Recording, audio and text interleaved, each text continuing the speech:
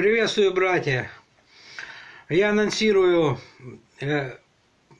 истинное толкование книги Откровения впервые за историю христианства. До этого никогда никто не толковал полностью всю книгу Откровения. Конечно, некоторые части книги были правильно истолкованы.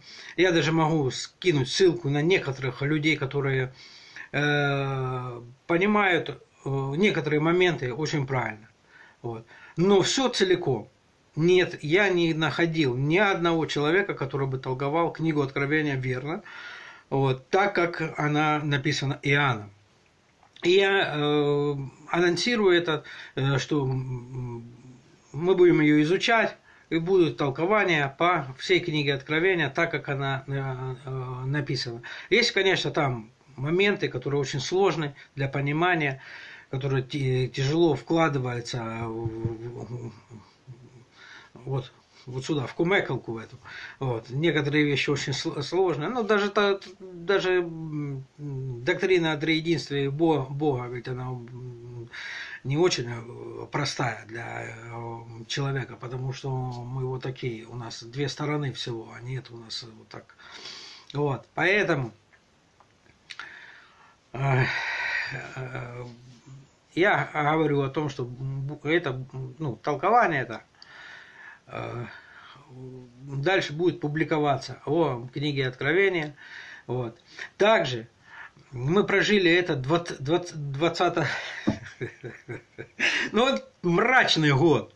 А почему мрачный? Потому что нету ни одного человека, который бы говорил бы истину. Ну вы же знаете, вы слышите, хоть кто-то сказал, в начале года они собрались и вместе стали, как эти, мяться, как бумага вот эта вот неверная, мнутся и говорят это, что, как это там все произошло, что такое-то пандемия и все. Они как вот извивающиеся, не говорят истину, потому что истины нет у них. Они, а знаете почему? Потому что Бог хочет своей славы. Бог не хочет, чтобы кто-то получал эту славу. Я, они, еще кто-то. Бог дает свое слово всегда людям, тем, которые совершенно чисто открывают свое сердце перед Ним, и Он их наполняет, и Он их ведет. Поэтому Он всегда творит все новое. Вот заметьте, всегда творит все новое, и поэтому вот так в этом году так и произошло, что многие так называемые служителя, они попросту-напросто своим чванством, своим превозношением над другими, они, да мы все знаем, когда и пророчествовали, лжепророчествовали на 20 как он, вот этот год, 2020, вот, на него пророчествовали в начале года, какой он будет год, все, потом раз пандемия, где же ваше пророчество, эй, лжепророки, где дух ваш, а? Потому что вы своим собственным духом, и вот это еще есть одна, то, что Господь ненавидит это, они придумали, эти лжецы придумали, пророчествую в твою жизнь, что ты придумал такое, слушай, ты, откуда ты взялся, лжепророк, со своим пророчествованием в жизнь? Бегают по сцене и говорят, я пророчествую в твою жизнь. Лжец! Я тебе говорю, ты лжец! Не лги! Перед Господом не лги, Господь соблюдет тебя.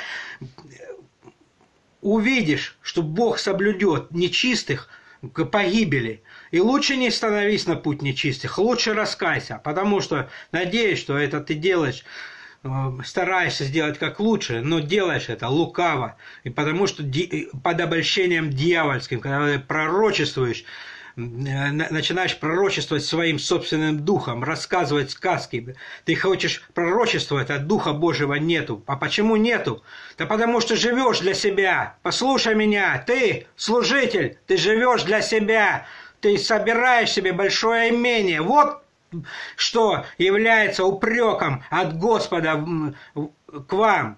И то, что вы о себе мните много, говорите, какие вы великие, какие вы знаменитые и знаете много, а вы не знаете ничего. Вот что говорит Господь и что Бог определил о вас. Вот, поэтому у Бога всегда есть свое слово, и всегда есть истина для народа Божьего, для тех, кто искренне ходит перед Ним. И в начале года Господь открыл это слово, Он дал своим верным, открыл это слово, что такое это 20-й год, 2020, что такое пандемия, где это записано в Писании, как это должно быть. Ну, многие весьма мудрые решили воспротивиться Господу и стали то есть они стали отвергать Слово Божье. И вот целый год они как ватные, никакие, просто никакие, они не знают ничего. Выдумывают всякое, что вы думаете там, выдумываете. Вот так вот. Но у Бога есть Слово, и Он это Слово приготовил для своих верных. Вот. Поэтому мы давайте чистым сердцем покаемся, обратимся, и тех, кто уже пророчествовал, говорил там всякое, и своим от себя лично говорил, пророчествовал, там, я пророчествую в твою жизнь, или еще что-то, эту ересь всю эту, пусть он покается, бросит это, кто его там научил, тех тоже нужно привести к покаянию, такому, чтобы они раскаялись. Вот. Вся эта... То есть, если вы не знаете, как пророчествовать, и зачем вам делать лжепророчество? Объясните. Зачем вам делать то? Если вы будете ходить перед Богом чистым сердцем, в свое время, вы обязательно, Бог даст вам то служение, которое Он дает вам. То есть вот столько, сколько надо вам. Здесь нет у вас пророчества, и не будете вы пророчествовать, будете делать то, что делаете. И я знаю очень хороших служителей, может, не то чтобы служителей, может быть, одного.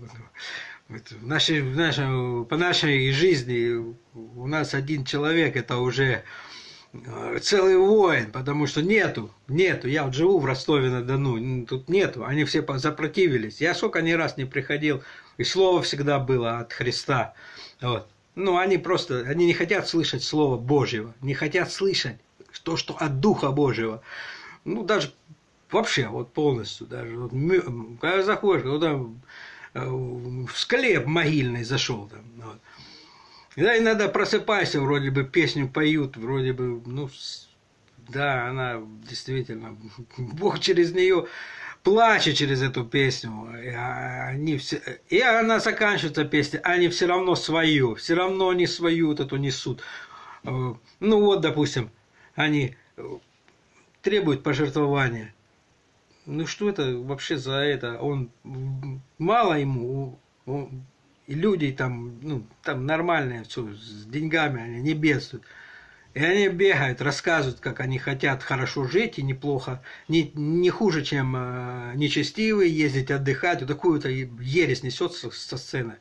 А потом говорит, надо, священник же приносил жертву за другого человека. Вы задумайтесь, я просто в шоке. Они откуда это берут? Они где это взяли? Вот. А потом удивляются, что за ними их сатана сковывает и водит их на поводке. Так они говорят, а что, говорит, священник приносил жертву за других людей. И вот, принесите и вы жертву, то есть пожертвуйте деньги за другого человека. То есть я сижу, сестра, там, женщина сидит около меня, вот, и сидит, она достала 500 рублей. И он же это чешет, этот пастор, чешет, понимаете, этот человек просто чешет. Не потому, что он плохой, действительно, его так научили. Вот. И это ложь. Вот. Он в обольщении находится. Почему? Потому что, так научили их при вот это вот. Я не осуждаю то, что этого человека и как бы уже не ставлю на нем все, крест, да. Но ему надо покаяться просто этому человеку и понять, что он делает дело, которое от лукавого. И вот он говорит, священники приносили не только за себя, но и за других. И вы принесите жертву не только за себя, и за другого. Я смотрю, эта бедная женщина сидит, и она раз полезла в сумку, ложит 500 рублей, достает 1000, и вот она Она с полной верой, она с полной надеждой, как, знаете, как ребенок доверяет и хочет дать, и хочет послужить Богу, этому лжецу, понимаете, которого сатана мозг у него там перекрутил, забрал у него часть мозга, потому что ему хочется жить так, как и люди этого мира, ездить там отдыхать, так же хорошо все жить, все так прекрасно, вот это. Вот. То есть вот такое обольщение, оно постигает многие церкви. Я не говорю, что это одну церковь, там какую-то, ну, многие церкви. Я не говорю, что все, некоторые очень к этому относятся не так. Но есть другие вещи, которые стоит обратить на них. Вот. Ну, допустим, они не хотят слушать вот то, что Бог говорит о 20 годе, как он правильно не могу произнести, 20 годе. Вот этом годе, в общем. То есть люди не знают, как, ну, боятся о нем говорить, и как бы они не знают, и если человек начинает что-то объяснять, не. Но дело в том, что там есть определенное слово, вот, которое очень важно, которое предупреждает о бедствиях. Поэтому не предупреждать народ Божий является грехом также.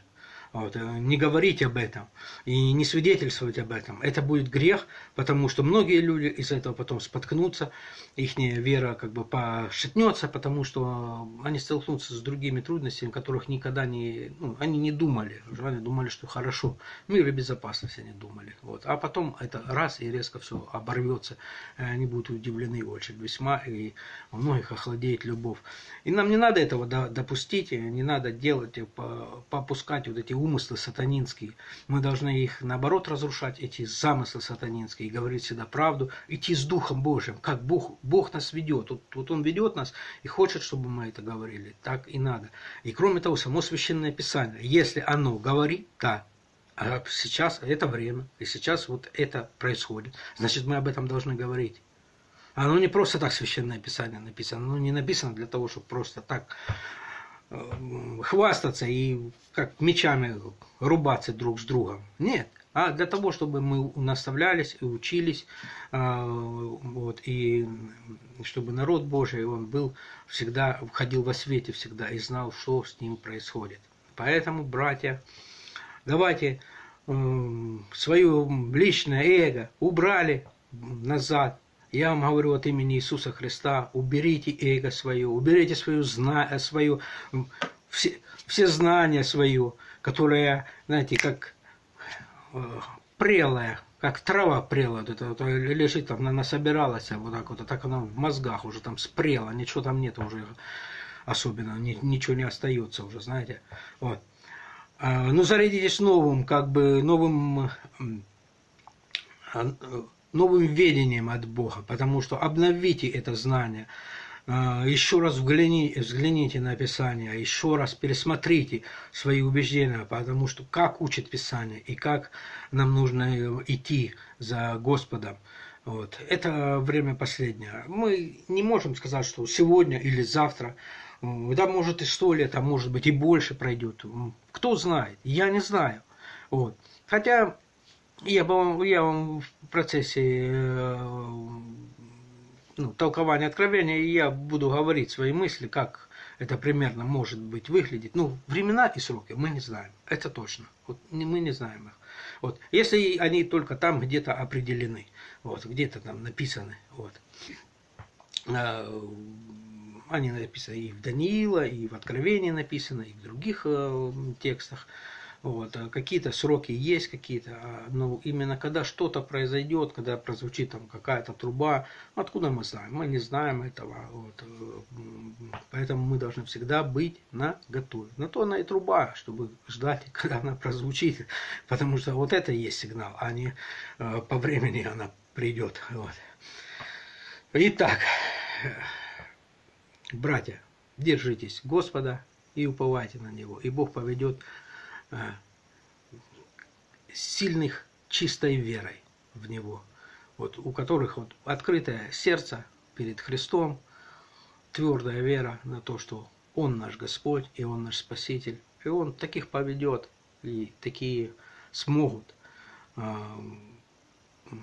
пронести ту миссию, для которой Господь нас призвал. С миром Божьим. Аминь.